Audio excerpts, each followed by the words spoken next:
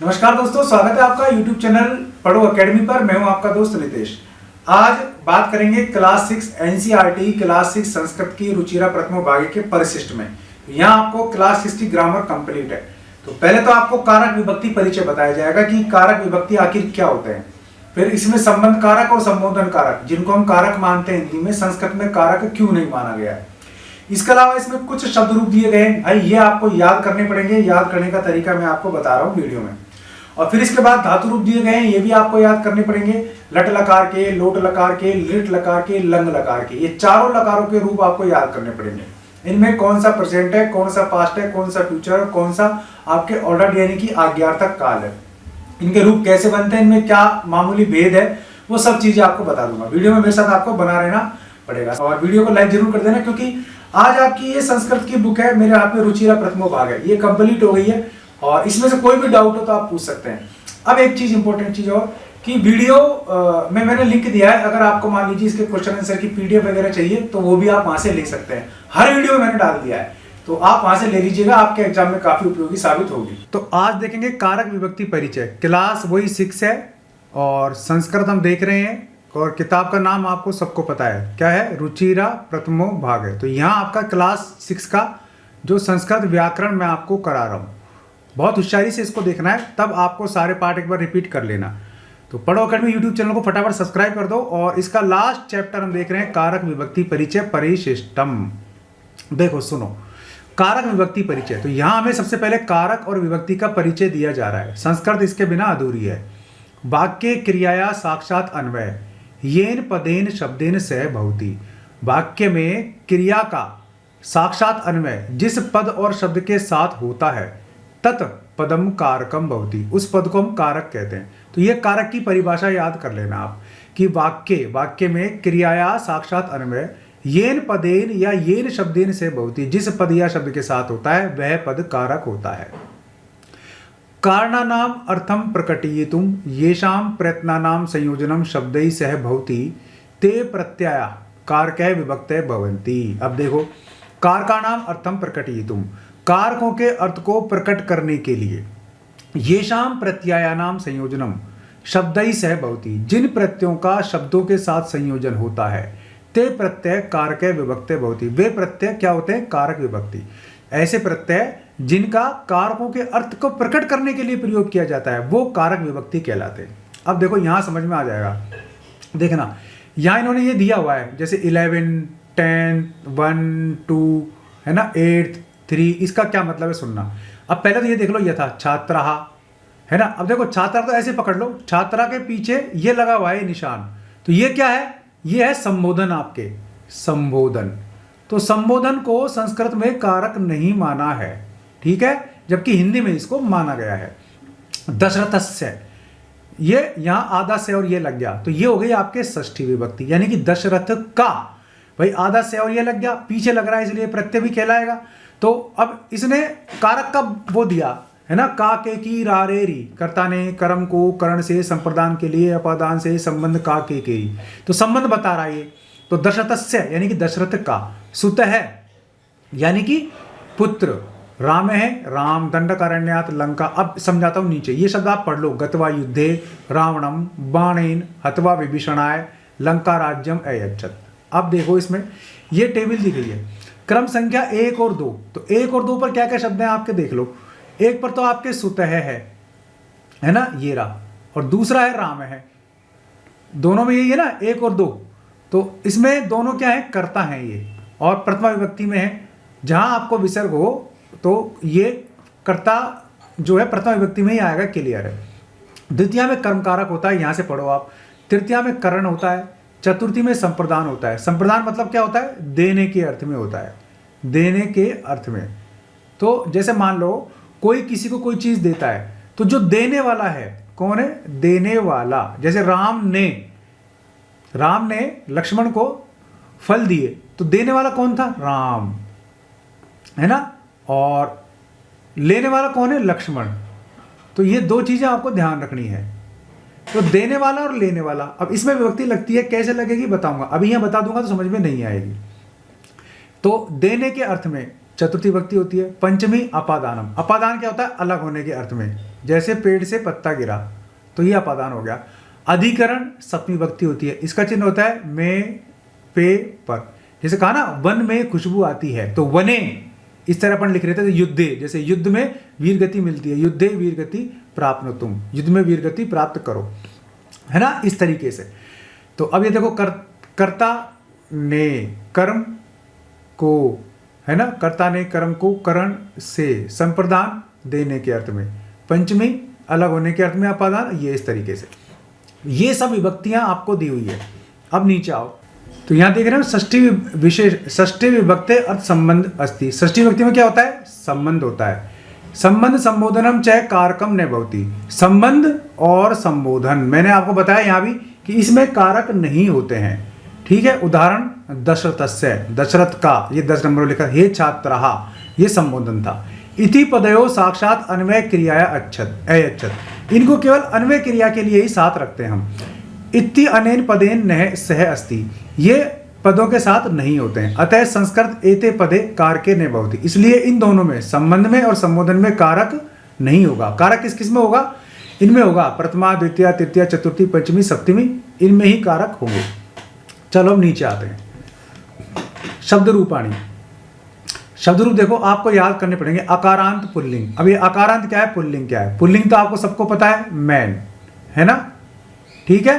और अकारांत जिनके अंत में ए आवे या तो, या ए की ध्वनि आवे, ठीक है। देखो कैसे, बालक है, तो बालक कैसे बनता है आपको पता है ना, बालक प्लस ए, तभी तो बनेगा ना बालक है, बालक है।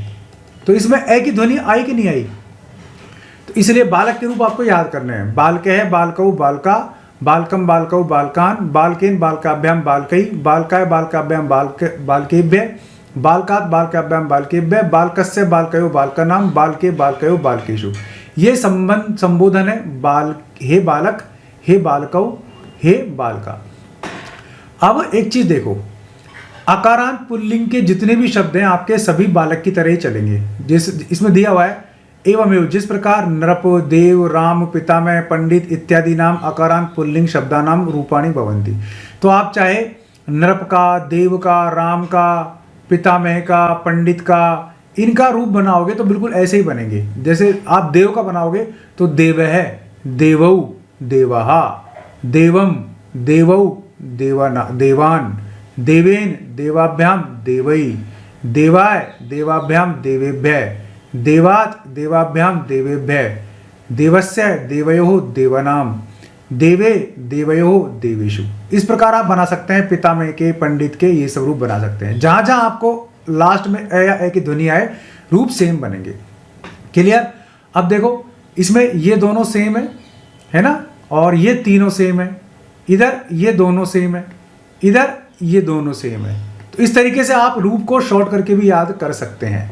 सप्तमी विभक्ति में चाहे कैसी भी विभक्ति हो, यहाँ शु ही आएगा लास्ट में, बस शु आ सकता है कहीं तो ये वाला, और कहीं ये आ सकता है, बस इन दो के अलावा कुछ भी नहीं आता लास्ट में, ठीक है। तो इस तरीके से, और षष्ठी में हमेशा आम ही आएगा, चाहे वो नाम आए चाहे याम आए, है ना, चाहे याम आए चाहे नाम आए, तो ये इस प्रकार ये आएगा। इनमें तो यही आते हैं, इनमें कोई ऑप्शन ही नहीं है। बाली कई, कहीं या तो कई आएगा, आ की मात्रा आएगी, और कहीं आपके भी आएगा, ठीक है। ये भी आपको बताऊंगा किस प्रकार याद किए जाएं। अब नीचे आते हैं, अकारांत स्त्रीलिंग शब्द, ये भी आपको याद करना है। यहाँ बालिका, तो लास्ट में जहां आपको आ की ध्वनि मिल जाए समझ लेना स्त्रीलिंग है। बालिका, बालिके, बालिका, बालिकाम, बालिके, बालिका, बालिकया, बालिकाभ्याम, बालिके, बालिका भी, बालिकई, बालिकाभ्याम, बालिकाभ्य, बालिकया, बालिकाया, बालिकाभ्याम, बालिकाभ्य, बालिकाया, बालिकयो, बालिकानाम, बालिकाया, बालिकयो, बालिकासु। देखो यहाँ आंसू आ गया लास्ट में, मैंने कहा था या तो सु आएगा या शु आएगा, बस। तो अगर स्त्रीलिंग होगी तो आंसू आएगा, और अगर पुल्लिंग होगा तो एशु आएगा। तो देखो आंसू या आशु, ये तो कहाँ मिलेंगे आपको? स्त्रीलिंग में। और एसु या एशु, ये आपको कहाँ मिलेंगे? पुल्लिंग में। अब नपुंसकलिंग पे एक बार हम आ जाते हैं। अब इसके अलावा और चीज़ देखो आप यहाँ, जैसे लता, रमा, माला, कलिका इत्यादि, ये रूप सेम एक जैसे बनेंगे।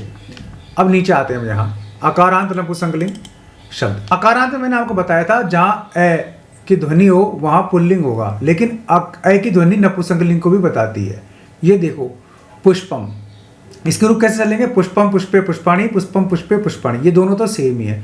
फिर इसमें ये तीनों सेम है, पुष्पेण पुष्पाभ्याम पुष्पै, पुष्पाय पुष्पाभ्याम पुष्पेभ्य, पुष्पस्य पुष्पयो पुष्पाणाम, पुष्प पुष्पेभ्य पुष्पस्य पुष्पयो पुष्पाणाम, यहाँ ये दोनों सेम है। अब एक चीज देखो आप, यहाँ आपको ले चलता हूं सीधा पुल्लिंग पे। नपुंसकलिंग और पुल्लिंग में क्या है? देखो ये हमने पुल्लिंग देख लेते हैं अपन यहाँ।